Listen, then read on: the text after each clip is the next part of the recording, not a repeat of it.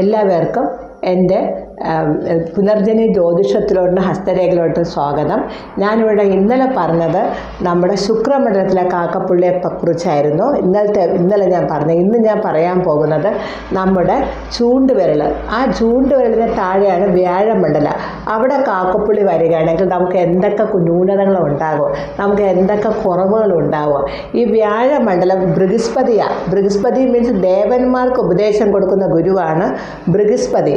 അപ്പോൾ അവിടെ നമുക്കൊരു കാക്കപ്പുള്ളി വരികയാണ്. നമ്മുടെ മുൻജന്മത്തെ കർമ്മഫലം, മുൻജന്മം നമ്മൾ ബ്രാഹ്മണ കുടുംബത്തിലോട്ടുള്ള ജന്മവും ഈ ജന്മം നമുക്ക് ഭഗവാൻ തരുന്ന ഒരു ഗിഫ്റ്റാണ് ഇവിടെ കാക്കപ്പുള്ളി.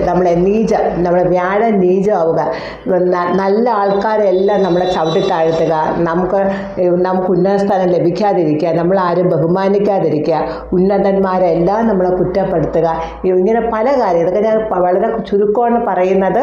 പക്ഷെ വളരെ ഒത്തിരി കാര്യം പറയാനുണ്ടെങ്കിൽ ഞാൻ വളരെ കുറച്ചാണ് ഞാൻ ഇവിടെ നിങ്ങളുടെ മുമ്പിൽ